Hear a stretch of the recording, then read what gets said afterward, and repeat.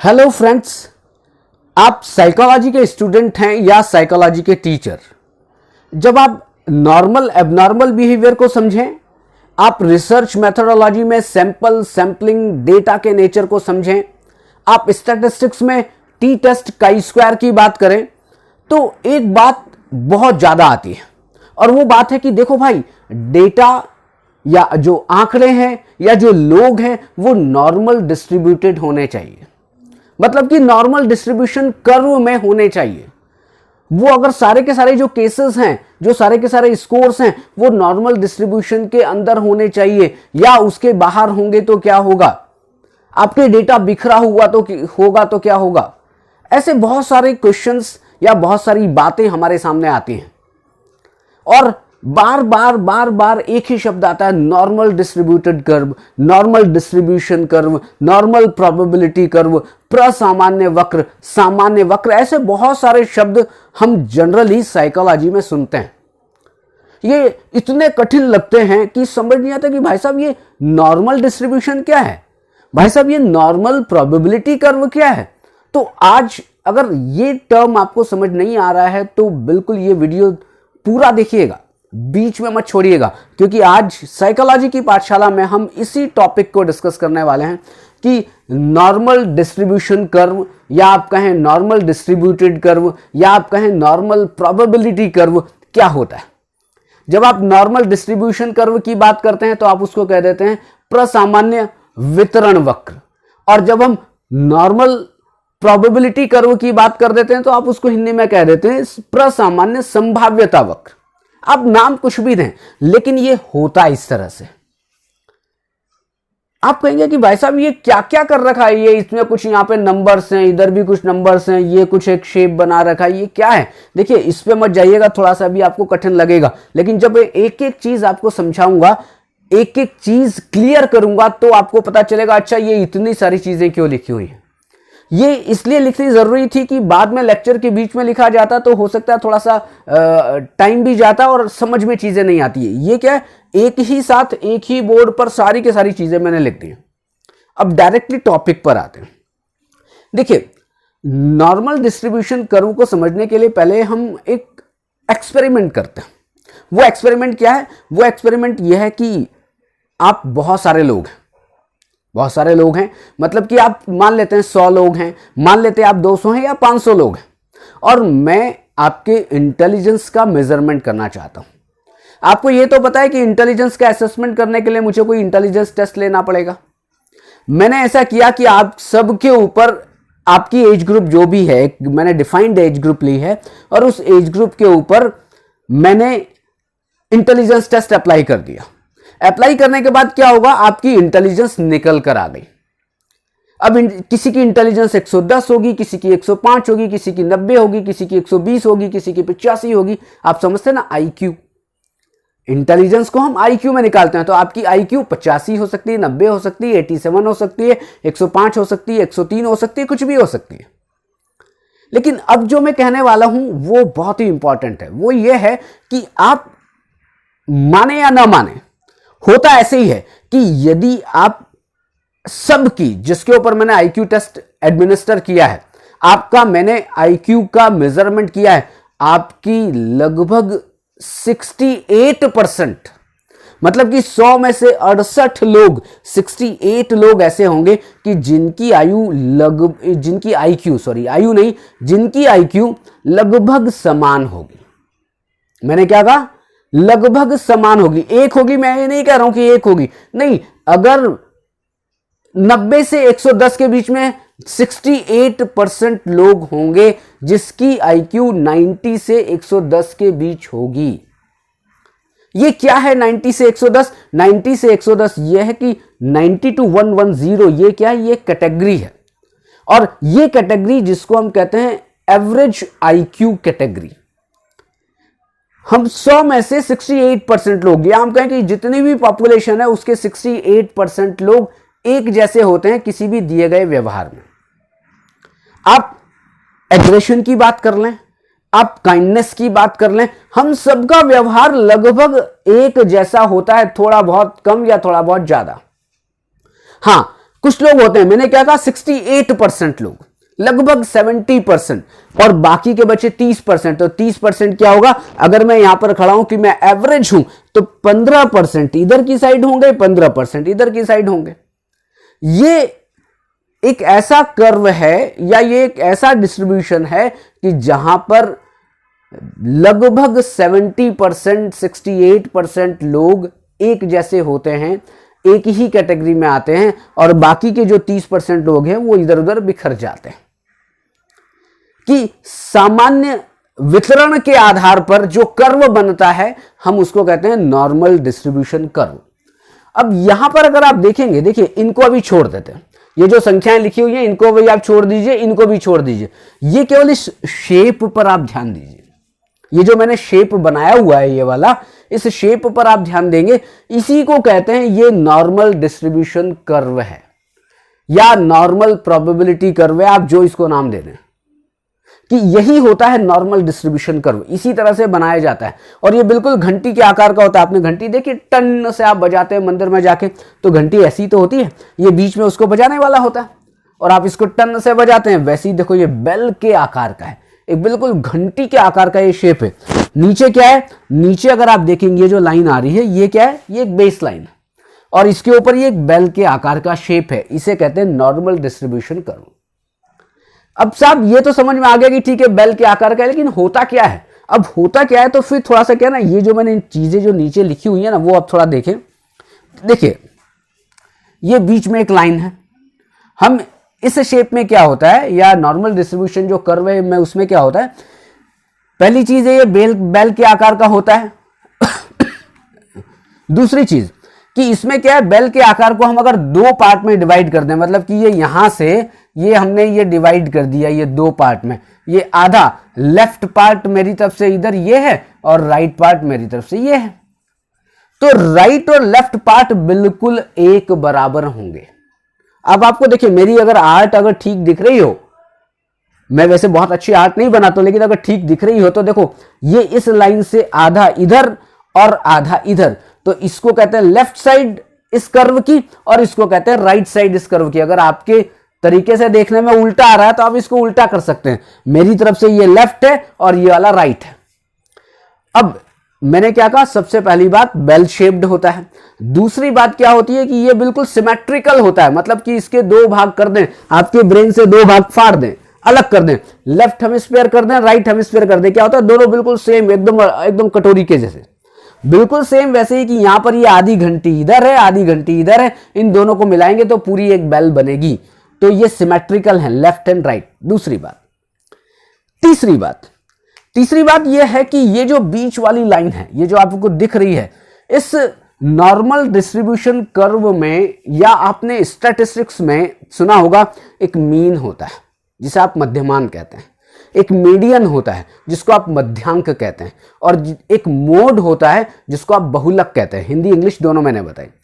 अब आप कहेंगे कि अच्छा इसका मीन इतना है, इसका मीडियन इतना है, इसका मोड इतना है, वो हम बात बाद में करेंगे किसका कितना मीन होता है। लेकिन अगर मैं नॉर्मल डिस्ट्रीब्यूशन कर्व की बात करूं तो यहां पर क्या है, जो ये बीच वाली लाइन है यहीं पर इसका मीन भी होता है, यहीं पर इसका मीडियन भी होता है और यहीं पर इसका मोड भी होता है। मतलब कि क्वेश्चन ये आए कि क्या नॉर्मल डिस्ट्रीब्यूशन कर्व में मीन मीडियन मोड बिल्कुल एक ही जगह होते हैं, एक ही बिंदु पर होते हैं, एक ही केंद्र में होते हैं, तो आप कहेंगे हाँ बिल्कुल सही है कि भाई साहब इसी बिल्कुल बीच वाले यहां वाला जो केंद्र है ये इसी लाइन पर होते हैं, मीन भी मीडियन भी और मोड भी, या हम कहें कि मीन मीडियन मोड एक होता है। सीधी सीधी बात कि मीन मीडियन मोड एक होता है, ये भी इससे भी आप समझ सकते हैं। तो आपने तीन बातें कर ली।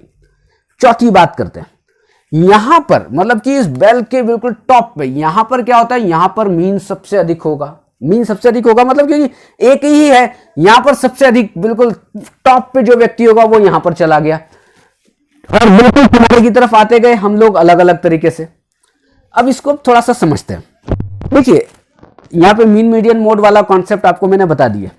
अब एक मैंने यहां पे लिखा है 1 2 3 4, इधर भी लिखा है 1 2 3 4, यहां पर लिखा है +1 +2 +3 +4, इधर ये माइनस में लिखा है, आपको दिख रहा होगा। अब इसके साथ मैंने एक साइन लगाया हुआ है, ये ओ के आकार का एक साइन लगाया हुआ है, अगर आप देखेंगे तो इसको कहते हैं सिग्मा। इसको कहते हैं, मैं यहां पर बड़ा बना देता हूं, इसको कहते हैं सिग्मा। तो सिग्मा मतलब कि ये +1 सिग्मा, +2 सिग्मा, +3 सिग्मा, +4 सिग्मा। वैसे अगर आप कभी इसकी बुक में पिक्चर देखेंगे तो इसमें 3 ही सिग्मा दिखाए गए हैं, +3 इधर और -3 इधर। तो -1 सिग्मा, -2 सिग्मा, -3 सिग्मा, -4 सिग्मा, इस तरीके से इनको सिग्मा में डिवाइड किया गया। अब आप ये देख रहे होंगे कि देखिए यहां पे अगर आप देखेंगे तो ये जो बेल की जो लाइन है वो इस आधार रेखा को, बेस लाइन को टच नहीं कर रही। देखिए दूर दूर है, यहां भी बेस लाइन को ये टच नहीं कर रही है। मतलब दोनों जो लाइन है, जो बेल के आकार की लाइन है और जो ये जो आधार रेखा है, जो बेस लाइन है, वो टच नहीं कर रही है। इसका मतलब ये कि कभी भी आप कितना भी इसको बढ़ाते जाएं, ये दोनों लाइन कभी भी नहीं मिलेंगी। मैं फिर रिपीट कर रहा हूं, ये गांठ बांध लीजिए कि ये जो दोनों लाइन ये कभी भी नहीं मिलेगी। पतली होती जाएगी, होती जाएगी, होती जाएगी, मिलेगी नहीं एक साथ। इधर भी सेम वैसे ही होगा। क्यों नहीं मिलेगी? क्योंकि 100 के 100 लोग इसमें नहीं आ सकते। बिल्कुल सीधी बात। पूरे पृथ्वी के जितने भी लोग हैं वो सब के सब लोग इसके अंदर नहीं आ सकते। कुछ लोग ऐसे होंगे कि साहब जो बिल्कुल ही अलग है। इसलिए ये लाइन अगर मिल गई तो फिर क्या होगा, 100 के 100% तो इसी के लाइन के अंदर आ जाएंगे सब। लेकिन मैंने क्या कहा, पूरे पृथ्वी के सारे लोग, पूरे के पूरे 100% लोग इस बेल शेप के अंदर नहीं आते हैं। इसलिए ये दोनों लाइन कभी भी मिली नहीं होती हैं और आप भी जब कभी बनाएं तो इसको मिलाइएगा मत। एक अब और आगे चलें कि देखिए, अब आप यहां पर देख रहे होंगे, ये मैंने जो 1 सिग्मा है, ये जो 1 सिग्मा है, नीचे लिखा है ये +1 सिग्मा, ये इधर लिखा है -1 सिग्मा। अब ये जो लाइन है, डैश्ड लाइन जो आपको दिख रही है, ये वाली, ये वाली और इधर ये वाली, ये क्या, और ये जो बीच में क्या है, ये मिडिल लाइन है अपनी। अब ये जो एरिया है, ये वाला, ये जो एरिया है वो मिडिल लाइन से यहां तक का एरिया, जिसको कहते हैं -1 सिग्मा। और ये जो एरिया है इधर वाला, मिडिल लाइन से प्लस की तरफ चले जाएं, ये +1 सिग्मा। तो आप इसको ऐसा कह सकते हैं +-1 सिग्मा। तो +-1 सिग्मा में ये जो बीच में है, मतलब मैं अब ये जो कहने वाला हूं, अब आप ध्यान से सुनेंगे कि बीच में सबसे अधिक लोग कहां पर स्टैंड करते हैं, या सबसे अधिक लोग कहां पर रहते हैं, बीच में रहते हैं। इस एरिया में कितने % लोग, और मैंने क्या कहा था आपको, अगर ध्यान हो मेरा, अगर लेक्चर अगर आपने शुरू से अटेंड किया हो, मैंने कहा था 68% लोग ये जो है इसके बीच में, मतलब -1 से +1 सिग्मा के बीच रहते हैं 68% लोग। इसलिए मैंने आपको ये लिखा था अभी कि ये जो मीन से लेके -1 के बीच होते हैं 34.13% लोग, और इन इधर होते हैं 34.13 लोग। इन दोनों को मिला दो तो कितने बनेंगे, 68.26%। आप कहीं भी जाएं, आपके 100 में से 68 लोग इसके बीच में आएंगे। एक अब और आगे बढ़ें कि अब देखिए, अब यहां से +1 से +2 की तरफ भी तो जाना पड़ेगा ना। अब दिल्ली चले गए तो हरिद्वार की तरफ भी तो जाना पड़ेगा ना। अब आप कहने साहब दिल्ली चले गए बहुत है, नहीं साहब आप हरिद्वार की तरफ बढ़ते। +1 सिग्मा से +2 सिग्मा की तरफ गए, मतलब कि आप इस मिडिल लाइन से दूर जा रहे हैं। आप इस -1 सिग्मा से -2 सिग्मा की तरफ गए तो साहब इस तरफ से आप माइनस की तरफ जा रहे हैं। तो जब आप माइनस की तरफ जाएंगे तो इस मिडिल लाइन से दूर होते जाएंगे। अब आप ये बताएं, जब यहीं पर हमारे 68% लोग हो गए, 100 में से आप 68 घटा दें, 68 घटा दें तो कितने बचते हैं, तो बचते हैं 32% लोग। मैं एक मोटा मोटी हिसाब बता रहा हूं आपको। तो 32% लोग बचे, तो इस लाइन के इधर कितने % लोग होंगे, इस लाइन के इधर 16% लोग बचे, और इस लाइन के इधर भी 16% लोग बचे। आपको हिसाब समझ में आ रहा होगा। जब 68% इधर, बाकी बचे 32, तो 32 को आप कुछ को इधर भेजेंगे, कुछ को इधर भेजेंगे। क्यों? क्योंकि ये बिल्कुल सिमेट्रिकल है, तो आधे पूरे भेजने पड़ेंगे। 16% इधर आएंगे, 16% इधर आएंगे। अब आप ये देखें, यहाँ +2 सिग्मा तक लोग हो गए, मतलब इसके बीच में 13.59% केस होते हैं। अगर आप इनको जोड़ेंगे, इस 34 मतलब कि ये +-1 सिग्मा को जोड़ें और +-2 सिग्मा की वैल्यू 13.59 इधर के और 13.59 इधर के, तो कितने परसेंट केस हो जाते हैं? तो आपके हो जाते हैं लगभग 95% केस। आप ये देखें, मतलब कि जैसे जैसे दूर जाते जा रहे हैं आपके केस, बहुत कम केस इधर होंगे जो पॉइंट में, मतलब 1% भी केस ऐसे नहीं है जो इसके इधर होते हैं, और 1% भी केस होते हैं जो इसके इधर होते हैं। अब मैं जो कह रहा था कि देखिए +2 सिग्मा अगर आप यहां वैल्यू देखें तो होते हैं 27.18। अब इस 68.26 में 27 आप जोड़ दें तो 95.44% केसेस होते हैं, वो किस में होते हैं? +-2 सिग्मा के अंदर होते हैं। अब ये 2 सिग्मा ये रहा, ये यहां तक, इसके बीच में 95% लोग। थोड़ा और गए आगे तो +-3 की बात आ गई, +-3 सिग्मा की बात आ गई। यहां पर होते हैं लगभग 99% लोग, यहां पर होंगे 99.74%। आप एक बार इसका पिक्चर ले लेना तो आपको है ना, ये जो संख्याएं आप जोड़ोगे ना, तब आपको पता लग जाएगा कि ये क्यों 99% आ रहा है, क्योंकि अभी एकदम मैं बहुत सारा आपको कैलकुलेशन बता नहीं पा रहा हूं। तो मैं केवल ये कह रहा हूं कि आप मिडिल लाइन से जैसे जैसे पॉजिटिव तरफ जाते हैं, या मिडिल लाइन से जैसे जैसे नेगेटिव तरफ आते हैं, यहां पर केसेस कम होते जाते हैं, इधर भी केसेस कम होते जाते हैं। जैसे जैसे बीच में आते हैं वैसे वैसे ज्यादा से ज्यादा लोग होते हैं। आप ये बताएं कितने लोग हैं जो इडियट होते हैं? मैं इडियट मतलब गाली नहीं दे रहा हूं, मैं इडियट मतलब कि जिनकी बुद्धि इडियट की कैटेगरी में आती है। कितने लोग होते हैं? 1% लोग, 2% लोग। और कितने परसेंट लोग ऐसे हैं जो बिल्कुल जीनियस हैं, मतलब बिल्कुल एक्स्ट्रा ऑर्डिनरी है? कितने परसेंट लोग? 1-2% लोग। हम सब लोग अगर आप देखें तो बीच में ही खड़े हैं, हम तो सब एवरेज हैं। हमारे जब पॉजिटिव साइड जाएगा, हमारे जब निगेटिव साइड जाएगा, तो पॉजिटिव साइड जाएगा तो क्या होगा भाई साहब? वो एक्स्ट्रा ऑर्डिनरी है। और इधर निगेटिव साइड जाएगा तो वो भी एक्स्ट्रा है, वो निगेटिव तरफ एक्स्ट्रा है। तो ये बेल जो कर्व है, इससे हम समझ सकते हैं कि नॉर्मल डिस्ट्रीब्यूशन क्या होता है।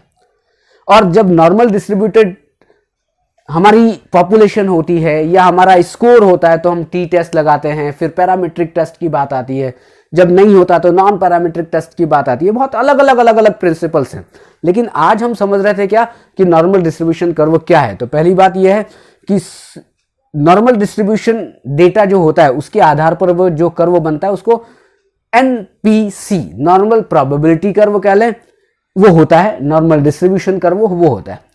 दूसरा, इसको मीन मीडियन मोड बिल्कुल एक ही लाइन पर होते हैं, बीच में होते हैं। इसको हम 3 सिग्मा इधर और 3 सिग्मा इधर भी डिवाइड कर सकते हैं, कहीं कहीं पर 4 सिग्मा इधर 4 सिग्मा इधर डिवाइड कर सकते हैं। ये दोनों लाइन नहीं मिलती है, इधर की दोनों लाइन नहीं मिलती है। और इस जो बीच में है वो 68% लोग हैं। जैसे जैसे आप दूर जाते जाएंगे वैसे वैसे लोग कम होते जाएंगे, केस कम होते जाएंगे। इस नॉर्मल डिस्ट्रीब्यूशन कर्व का एक नाम और है जिसको नाम है गॉसियन कर्व। गॉसियन, एक बार मैं और गॉसियन कर्व, ये मैं कहां लिखूं? यस, यहां लिखते हैं GAUSSI गॉसियन कर्व।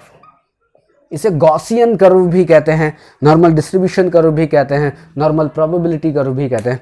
तो आज इतना ही फिनिश करते हैं। थोड़ा सा इसको टेक्निकल है, समझने में थोड़ा टाइम लगता है। इसको अगर आप 1-2 बार वीडियो देखेंगे तो शायद अच्छी तरह से आपको समझ में आ जाएगा। Thank you very much.